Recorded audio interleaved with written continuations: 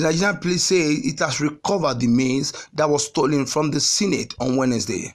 According to a statement signed by the Deputy Public Relations Officer of the force, Aremu Adeniran, the police said they recovered the maize where the hoodlum abandoned it.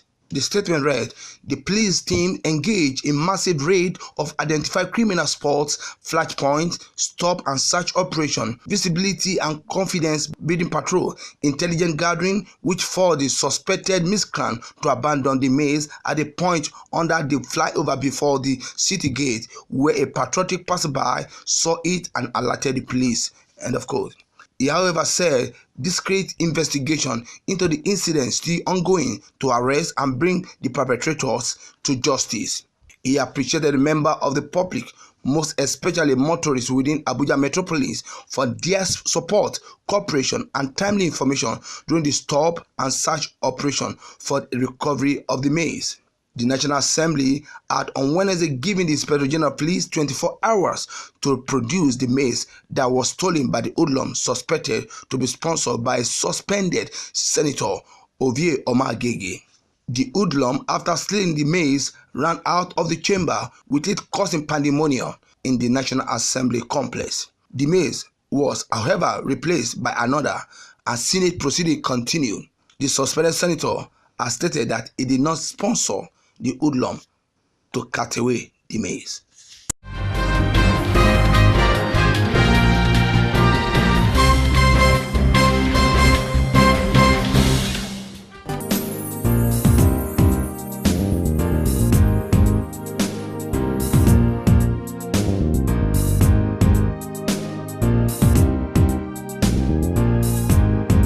The ruling All Progressive Congress has condemned the invasion of the National Senate by suspected thug who disrupted Wednesday plenary and made away with the maize. The APC, in its reaction through its National Publicity Secretary, Malam Bolaji Abdullahi, said the action was an attack on democracy and the desecration of the hallowed institution of the National Assembly. The party therefore called on security agencies to take all necessary action to ensure the perpetrator and the sponsors were brought to justice.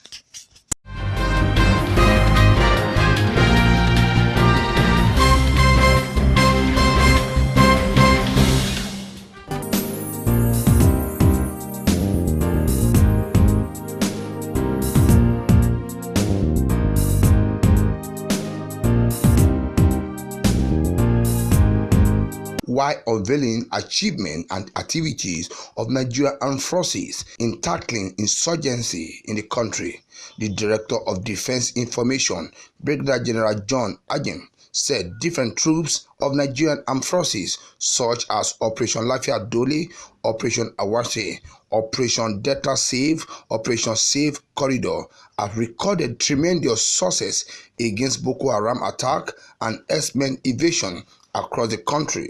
He stated this to newsmen at Defense Headquarters in Abuja. Brigadier General John Ayim disclosed that the exercise of Ayim Akpatuma was conducted from February 15, 2018 to April 5, 2018, simultaneously in Benue, Nasarawa, Kogi, Taraba, and Kaduna states, while the exercise in Taraba had been extended to May 14, 2018. Due to prevailing security threats in the state. The Director of Defense Information further revealed that total of 183 criminals were arrested in the exercise Ayim Atupama in Benue and Taraba State for various offenses. As part of the civil-military cooperation activities, Brigadier General John said 2 medical outreaches were successfully conducted in Benue State. According to him, in a painful mood, he said 7 soldiers were wounded, while 13 soldiers were killed in the action. He said the community chief, local government area chairman, and state governors were instrumental to the success of the internal security operations. The Nigerian Defense Headquarters therefore appealed to political leaders not to play politics with security issues and armed forces of Nigeria.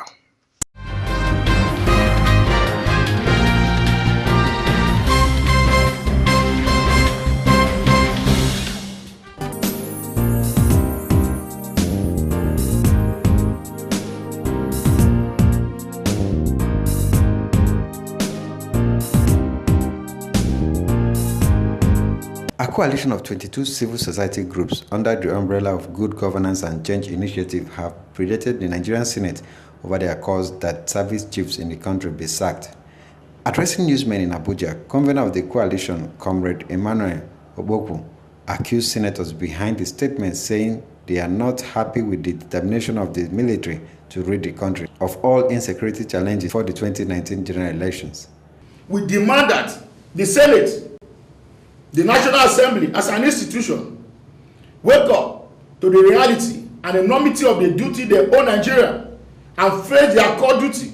Instead of asking for a change in military leadership, they must first provide the necessary political support for addressing Nigerian security. The executive arm under the able leadership of President Muhammadu Buhari and the armed forces have done their part. Had the legislature demonstrated an equal zeal as opposed to actively supporting terrorists, this crisis would have been a history by now.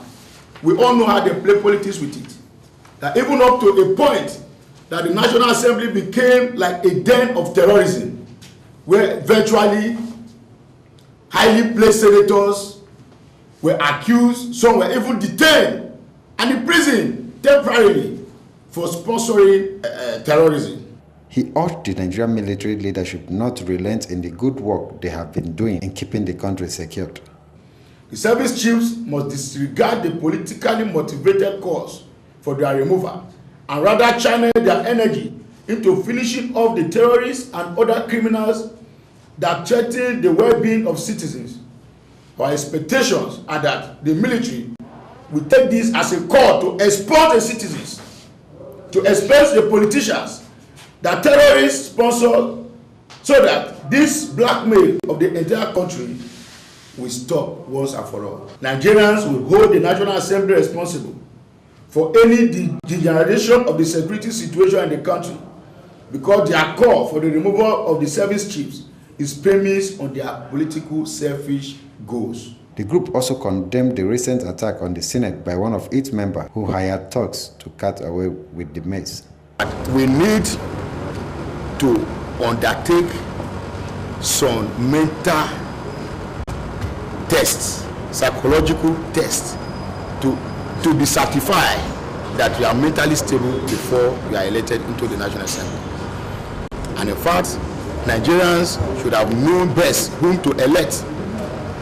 Most of these senators were not elected. They stole the mandate, and that is why they can misbehave. It is uncalled for.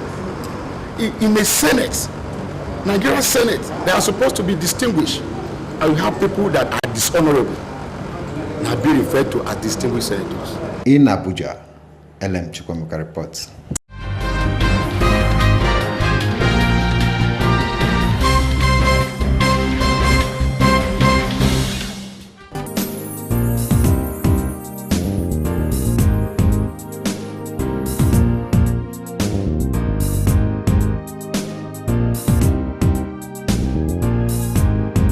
The ruling All Progressive Congress APC has released the timetable for its congresses and national convention in a notice submitted to the Independent National Electoral Commission (INEC).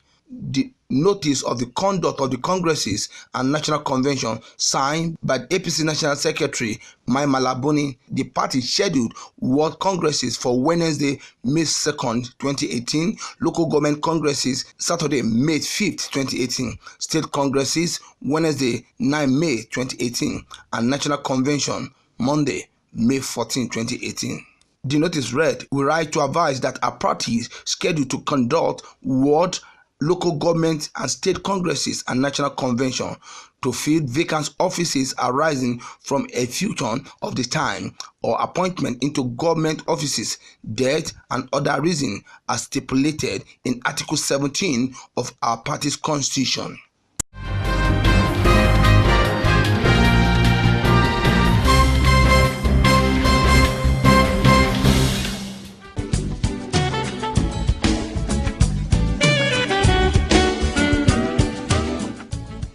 Lovely place, right? Yes. What's wrong? You don't look happy. Take a look around. Why can't my hotel be like this? I knew something was wrong, but I've got solution. Solution? What? Nanit. Nanit? Nanit offers you design solutions, building plans and construction, furnishing and equipping, financing, management, audit services, and many more services for a better hospitality business. Nanit, service with a smile.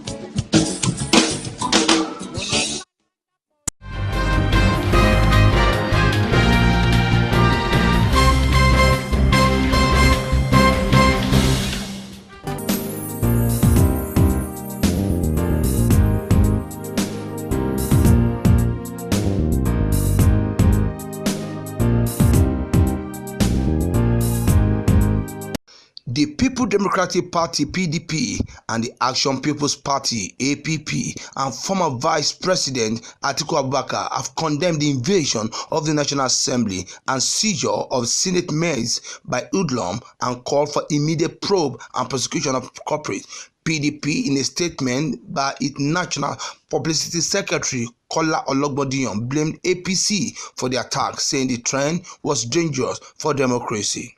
He quote, "We note that this offensive has been emboldened by a series of interferences and direct attack by All Progressive Congress and the Buhari presidency on the institution of the National Assembly, particularly the Senate.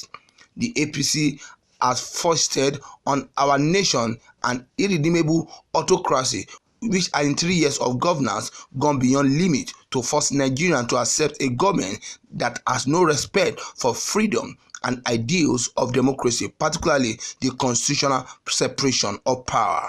Similarly, the Action People's Party (APP), in a statement by its national chairman Barrister Ikenga Ugochinyere, said the complicity of the police in allowing the invader free entry and exit into National Assembly premises despite the usual tight security is a clear indication that the involvement of the outgoing presidency in a serious violation of our national law and democratic institution. Reacting to the incident in Abuja, former Vice President Atiku Abubakar, in a statement through his media office, described the attack as an assault on Nigerian democracy by anti-democratic elements. The former Vice President noted that it was inconceivable hoodlums could force their way into the Senate chamber and take away the maize.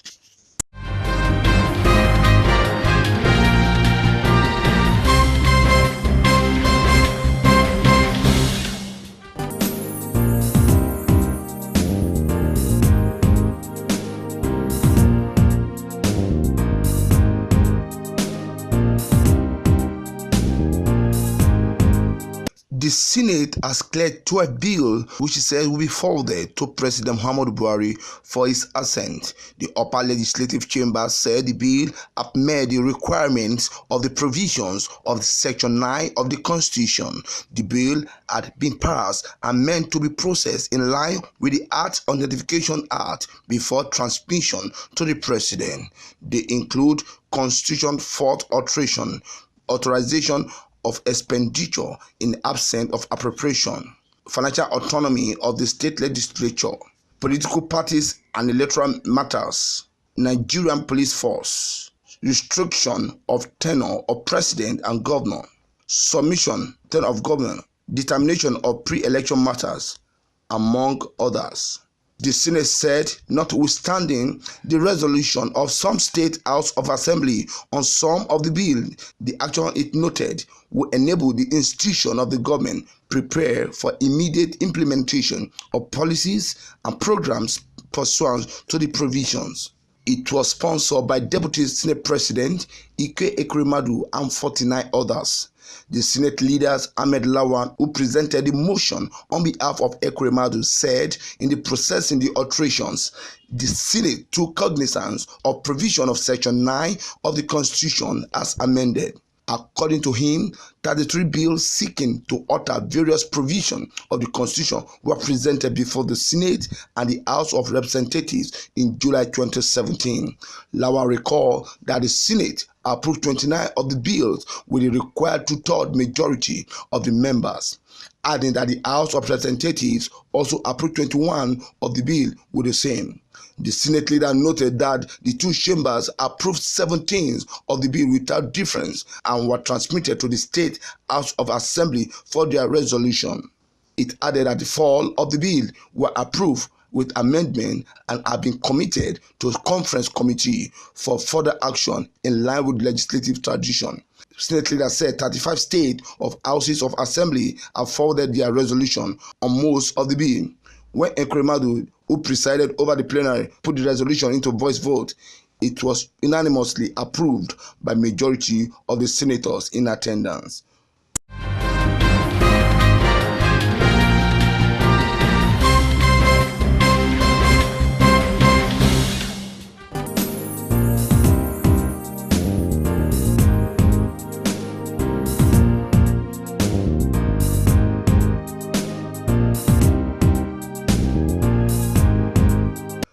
The Independent National Electoral Commission (INEC) said it was in possession of over 7 million permanent voters card (PVC) yet to be collected from its offices across the country.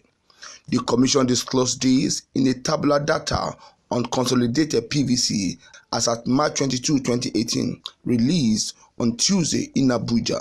The data showed that about 8 million PVC were yet to be collected as at 2016.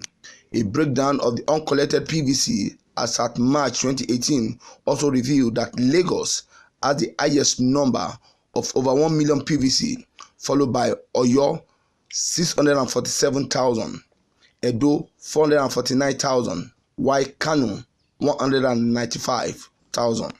The data also showed Bauchi State with the least number of uncollected PVC at 15,000 cards, followed by Bayelsa and Plateau State, 28,000 and 25,000 respectively. The commission, however, disclosed that over 351 PVC have been so far collected across the 36 states and FCT between 2015 to March 2018. INEC further shows that 230,000 out of 351 PVC were collected in 2017, while remaining 121 cards were collected in 2018. The state with the highest number of PVC collected between 2017 and 2018 is Anambra with 102 collected cards, while breakdown of 95 cards and 6,000 cards collected in 2017 and 2018 according to the commission. Kogi and Lagos followed with 41,000 and 20,000 cards collected. The state with the least total number of collected PVCs within 2017 and 2018 are Zamfara with 40 cards, followed by Taraba 158, Bauchi 558 collected cards, according to INEC.